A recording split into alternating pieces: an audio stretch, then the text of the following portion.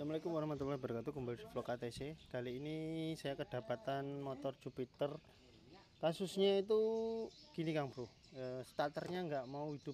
Jadi motor ini kondisinya hidup. Jadi ini saya cabut di sini ya. Nah, saya coba ya, karena nggak ada hidup sama sekali Kang Bro. Di kan kita kontak gini, di sini nggak ada hidup, klakson semuanya mati, starter mati. Jadi saya berpikir kalau ini tuh arus yang dari aki itu tidak nyampe ke atas ya, makanya saya buka di area sini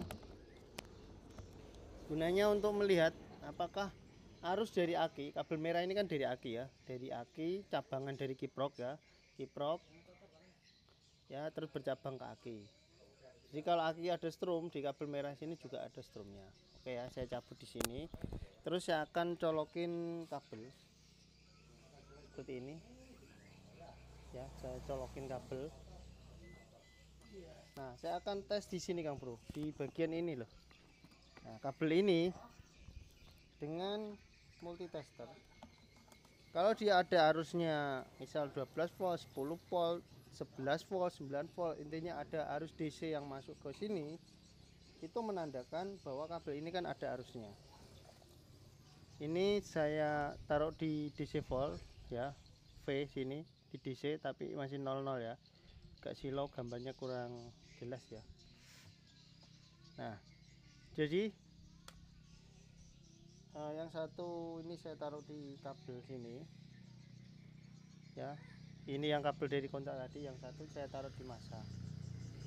Nah, di sini ada sekitar 10 volt ya kan, berarti kan ada arus aki. Sekarang kita coba dengan cara ini, kita gesekkan ke masa. Harusnya 10 volt itu arusnya di ketika di ground itu besar percikannya. Nah, ini enggak ada percikan Kang Bro, ini enggak ada percikan, padahal kita tes tadi itu ada ya kan. Nah, ini biasanya kayak gini itu ada kabel yang mulai keropos. Jadi misal kabel itu yang nyambung, kita ngomongin gini aja lah, misal ini kan satu kabel kayak gini kan ada beberapa kawat tembaga ya, ini kan banyak ya kawatnya, misal ada 20 kawat ya, atau 10 kawat misal, yang terhubung itu cuma satu kawat. Nah, kalau kita tes pakai multitester biasanya itu ada 12 volt misal, 11 volt itu ada. Tapi kalau kita groundkan gitu nggak ada, itu berarti kan yang nyambung itu cuma satu atau dua kabel. Sekarang kita coba turun lagi ke bagian aki. Di sini saya akan coba langsung aja ya. Jadi kabel ini ya dari aki ini saya tempelin yang satu ya ke plus aki, terus saya gesekkan ke masa ground ya. Kalau di sini ada percikan, berarti kan aki itu ada arusnya ya. Kita coba ya. Nah, ini ada besar. Memang saya sengaja senggolin dikit. Ini besar sebenarnya. Nah, besar sekali. Nah, sampai bunyi trek-trek kayak gitu. Arusnya sangat besar. Tapi ketika kita tes di sini, padahal di sini ada tadi 10 volt. Di sini nggak memercikan api. Ya kan?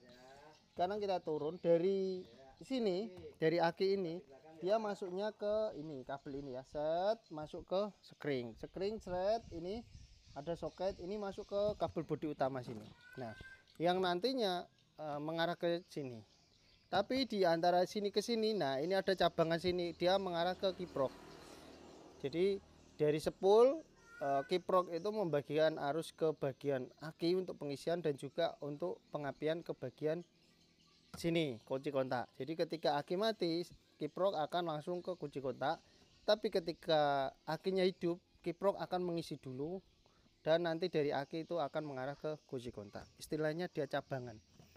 Nah, tadi udah kita tes di bagian kunci kontak itu enggak ada. Sekarang kita coba di bagian sekring sini, karena arusnya itu tipu-tipu menurutku ya, ini bahasaku, tipu-tipu arus. Nah, sekarang kita coba, ini kan yang dari aki ya, kita tempelin ke ground, ada apinya apa enggak. Oh, besar ya, besar ini besar. Nah, besar apinya. Tapi kalau udah masuk ke sini, yang keluar dari sini itu kecil Kang Bro. Kita coba tes ya, kabel lagi ditaruh di sini. Apa Mbak, pede Mbak? Oke. Nah ini ya, kita coba di sini. Nah ini nggak ada apinya, nggak ada apinya. Berarti kemungkinan besar masalah terjadi itu di bagian ini. Nah, di bagian screennya yang kayak gini. Kita coba tanpa screen ya, kita coba tanpa screen. Iya gitu, nah tanpa screen. Kita coba gini aja ya, langsungin aja ya. Enggak. Tak lebarin dulu ya.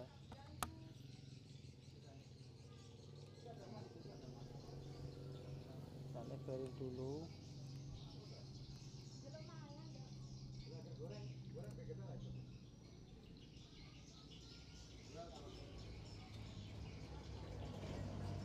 Nah ini kan langsung ya.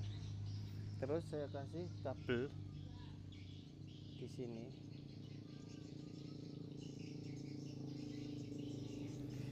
Nah, ujungnya sini coba saya groundkan di sini.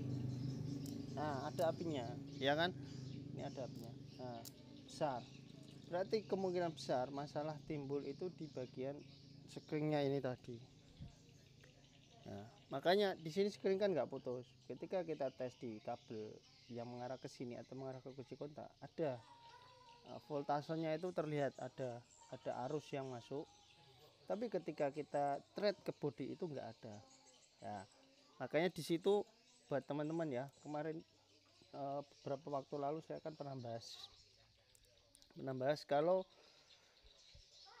untuk ngecek kayak pengapian listrik dan lain-lain itu tidak hanya berpatokan hambatan, atau kadang kan pakai lampu LED itu nggak bisa, karena kalau kita pakai test pen lampu LED itu terkadang itu bisa tipu-tipu kayak tadi, terlihat ada hambatannya tapi sebenarnya nggak ada, nggak masuk lah, kurang lah istilahnya seperti itu.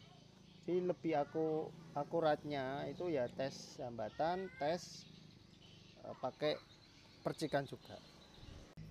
Nah ini sekarang saya coba langsungin ya Kang Bro. Tadi kan kalau kita langsungin di sini ada apinya. Sekarang kita tesnya di bagian kunci kontak. Muncul apinya apa enggak? Tes yang warna merah dulu ya. Oke. Kita langsung tes cret gitu aja ya. Sini ya.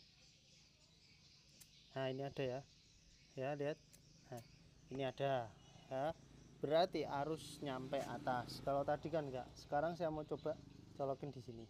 Nah, ini berarti kan istilahnya kontak dengan posisi on, kita jumper ya. Ini belum saya colokin ke sini. Di sini. Oke, nggak mau. Coba start. Nah, start mau. Lihat ya. Nah, cuman kemungkinan besar akhirnya soak, ya kan? Karena apa? Kenapa bisa soak?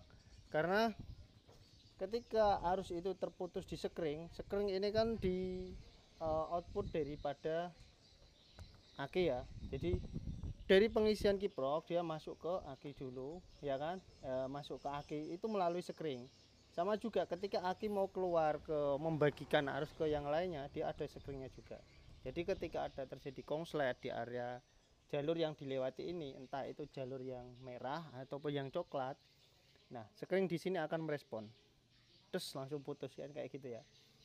Nah ini udah bisa disetar, hanya saja soak akinya.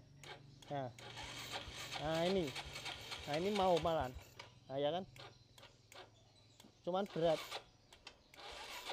Nah udah mau, nanti mungkin ketika dihidupkan dia disetar mungkin udah mau ya, hanya soak.